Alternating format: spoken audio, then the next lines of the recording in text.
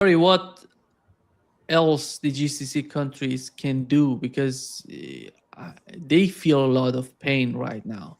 They don't know what to do. Even that country called Oman, which has nothing to do with anything that is happening in the Middle East, in the West Asia.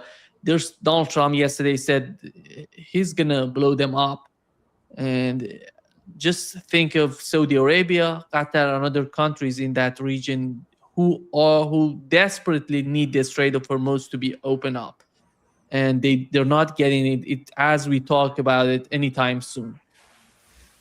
Well, the reference I made to this Art Berman earlier, one other fact that he brought out that I had not heard, but I don't think he was making it up, is one of the several. There are firms out there that do analysis about what's actually happening to oil, and even if the Strait of Hormuz is reopened today, and everything starts flowing, there 700,000 barrels of oil are no longer available. The damage that's been done to wells and to will make it basically impossible to recover anytime soon. So the world is going to be dealing with a substantial loss of a significant supply of oil that's critical for things like diesel. So this is the thing that there is no unity among the Gulf Cooperating Council. On paper, yes, but in reality, no. So what are their options? And this is where both Saudi Arabia and Qatar appear to be acting jointly, or at least the unifying point is China. They are denying the U.S. Use of military facilities in their country. Qatar, I am told, has informed the United States that basically you got to shut down Al Udeid within the next 9 months. So they're moving toward the point of that if that's true, that is a huge loss for the United States, because that's been the center for U.S. military operations in the Persian Gulf region for at least 25 years. And that's where you had the Combined Air Operations Center, the CAOC, operating. And we do have recent evidence that the Saudis did impose some limits on U.S. Air refueling operations in its territory. So if all of that is true, that the Saudis and Qataris have decided, the future does not lie with the United States. The future lies with China and with Pakistan, because notice the security relationship between Pakistan and Saudi Arabia has increased over the last 3 weeks. And I'm told that one of the guarantees that the Pax gave was a guarantee that there's a nuclear umbrella over Saudi Arabia now, thanks to Pakistan. Larry, Colonel, I wouldn't be surprised if we see some sort of alliance, partnership among the countries in the Middle East. I'm talking about Iran, Pakistan, Turkey, and since Pakistan is protecting Saudi Arabia would be part of that, and Qatar definitely would be part of that. And it's all about the Israeli behavior, because they have to do something about it. They cannot continue with this sort of insanity that is going on in the West Asia, and each and everybody is getting hit by this war. It's not just about Iran and GCC countries. I think people like Erdogan and probably others were thinking that the United States would come to its senses at some point, that we would have better policies and better actions emanating from Washington. They are now convinced that not only are they not going to get that change, it's going to get worse. So you're right, they've got to start thinking. And it takes me back to the period, some of it was happening prior to 1914, for example, but it happens throughout history with empires. Secret treaties are made. Codicils are decided in secret and no one else knows about them. except through their intelligence means, which sometimes discovers them, sometimes doesn't, sometimes makes them more powerful than they really are, and the opposite.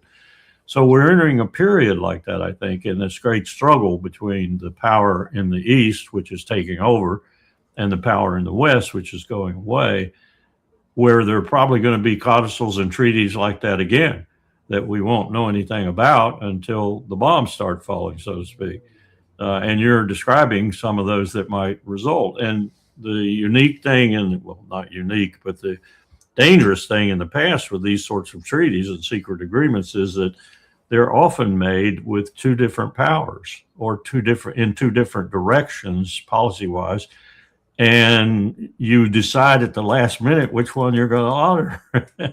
That makes it even more complicated for people to sort things out. And that's what builds into things like World War I and World War II.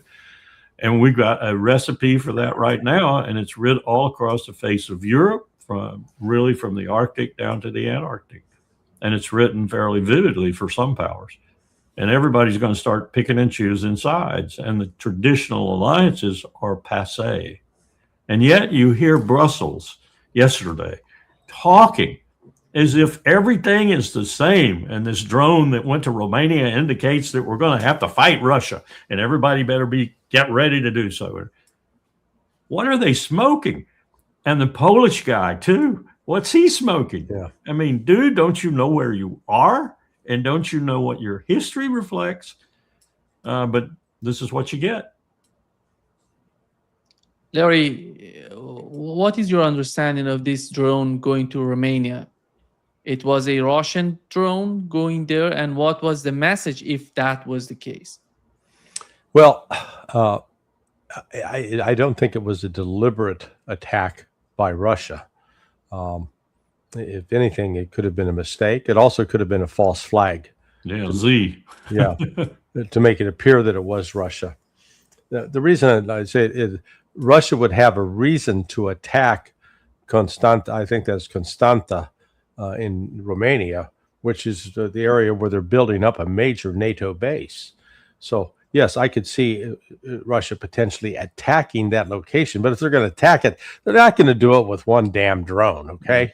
I mean, they're going to go in with the Kinshals, the Iskanders, maybe the Oreshnik. So they're going to go and hit it and take it out. So this strikes me as more of a false flag effort, because immediately the Romanian government declared persona non grata the consul general.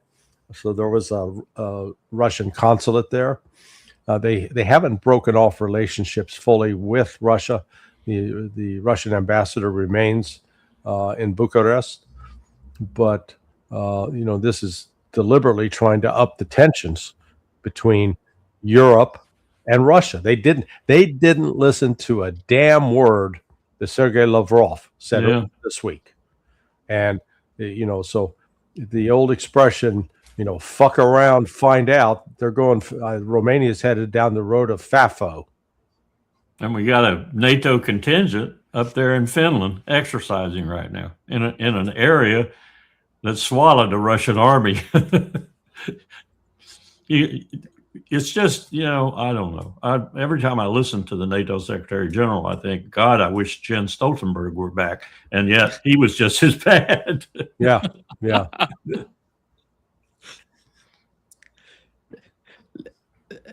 Colonel, today, Sergei Shoigu at the International Security Forum, he said, confirmed the warning to ambassadors to leave Kiev. It seems something big gonna happen in Kiev, because we had the phone call between Lavrov and Rubio. He warned Marco Rubio, and Shoigu is just repeating the same message. And Ukrainians, we had the report on the part of Ukrainian telling us that maybe something big is gonna happen in Ukraine. I think this is a non-combatant evacuation operation Russian style. In other words, they're sending the message, you better, otherwise you may die. And I think they're serious. And I've been told that their target is probably going to be that cell that includes us. their primary target. The one that's giving the intelligence or helping with the technical aspects of deep strikes into Russia and storm shadows and things like that. They know where it is. I expect they've known where it is for a long time. Maybe they're going to hit some other assets, maybe in Ukraine only, but other assets that are manned by the Brits, us, others. I'm sure the Israelis are there too. So we're off to the races. Is Trump taking these messages seriously, these warnings? I was told that, I don't know how accurate this is, but I was told by one person that Rubio was furious. And, you know, what does fury mean? You better evacuate. I mean, you better take them at their word, and you better evacuate if you want to save any of these people. Yeah, no, it marks a decided shift in the Russian strategy. We haven't actually seen it executed yet, but and, you know, looking at history, Russia doesn't make these threats idly. When they say something, pay attention to what they're saying. They are not accustomed to blowing smoke up people's skirts.